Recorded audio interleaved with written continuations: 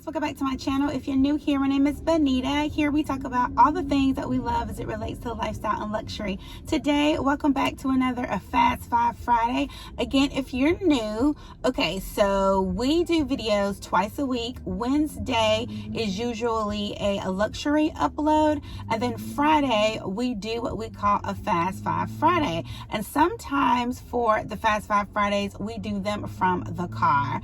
You guys love it when I do car videos. So the last time I think we did one around Christmas time, we did a mukbang. So we're just gonna do a quick video. You guys know where I am. Comment down below if you know what parking lot I'm in recording this video. If you guess Target, you got it, because I'm going to do the video, then I need to run into shop. But yeah, I wanted to pop on and get our Fast Five Friday in for the new year. And you know, we're still in the new year mode. We're still in, you know, new year, new you. So I wanted to talk to you guys about goal setting and how I set goals and the importance of setting goals and systems and making a plan, but in particular as it relates to us. So how women should set goals in 5 easy steps. If you think you will like this video, just keep on watching. So let's rewind really quickly. Before we can even set goals, make a plan, make new systems for 2022, we have got to have done the work, right? We need to at least have recognized that there needs to be a change. Even before you click into this video, write down the steps that I'm about to give you. Make sure, guys, that you've done the work and just recognize that there is a need for change. Because, you know, we can set plans, goals, we can do all the right things, but if it's not an internal mindset change or even recognizing that we definitely need to make a change, it's going to be all for naught. So to get to this point, we all need to be in agreement that there's some things that we want to do differently in 2022. There's some goals we want to hit.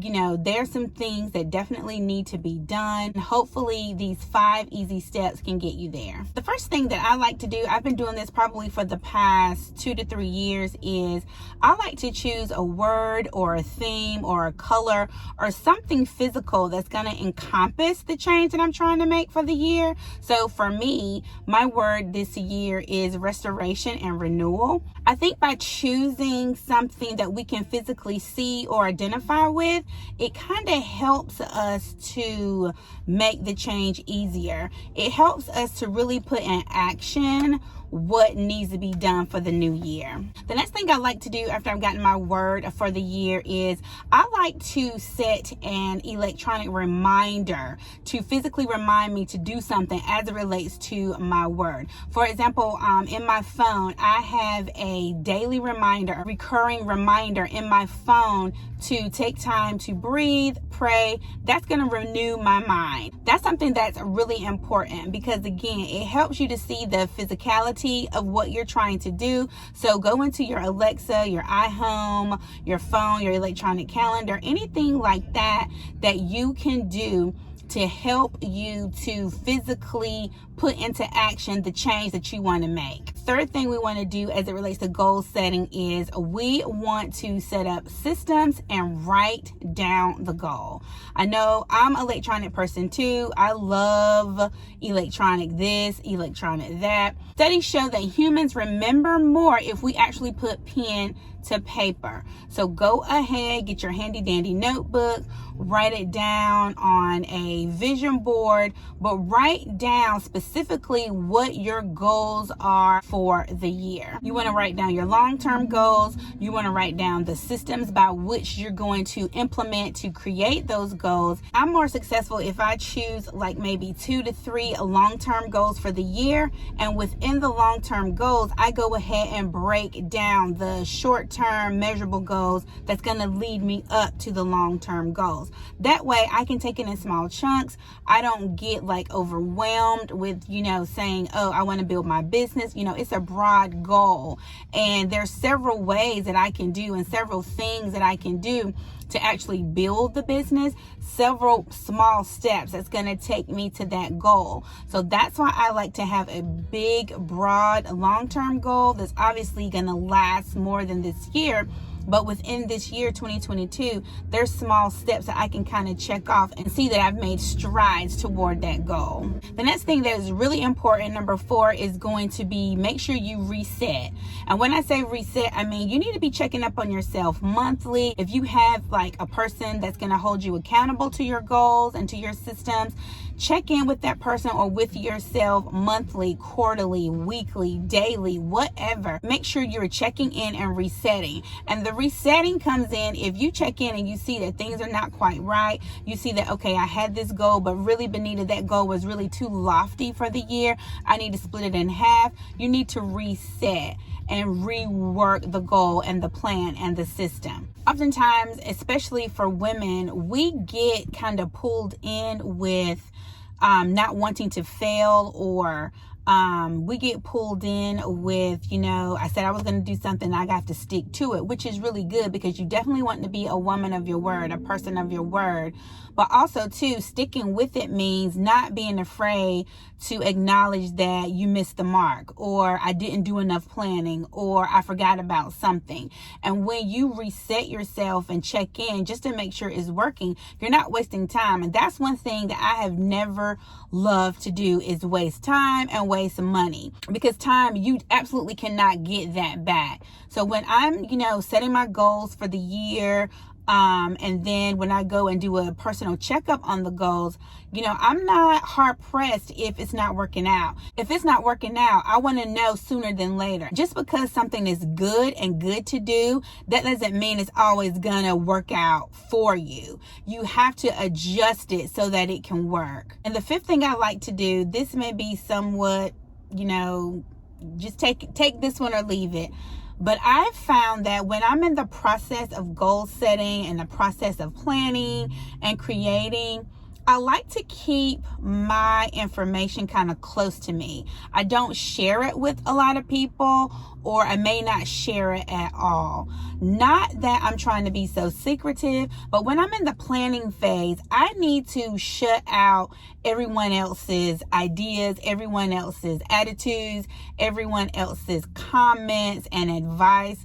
I really need to get focused on what I think is the right thing to do. And when I get to that point and I put pen to paper and I start writing out and implementing the goals, obviously, well, for me, I'm going to need to pull in other people for certain things.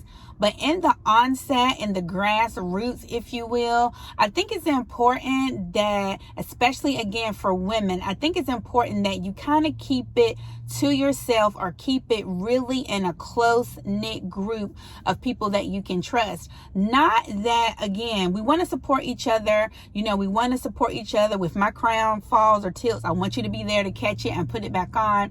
But at the same time, I need to get to that point. Do you know what I'm saying? Because again, as women, and we do this because I've caught myself doing this with my children, especially with my daughters. We do this unintentionally. When someone is sharing something about what they want to do or what they're planning to do, sometimes we say, well, you know what, girl, if I were you, I would do it this way. Or, I don't know, are you sure? And unintentionally, you're casting doubt, and you're trying to propel and help the person to reach their goals. But sometimes, and depending on the person, you may be hindering them, and not on purpose. You're not trying to be malicious, really coming from a point of concern.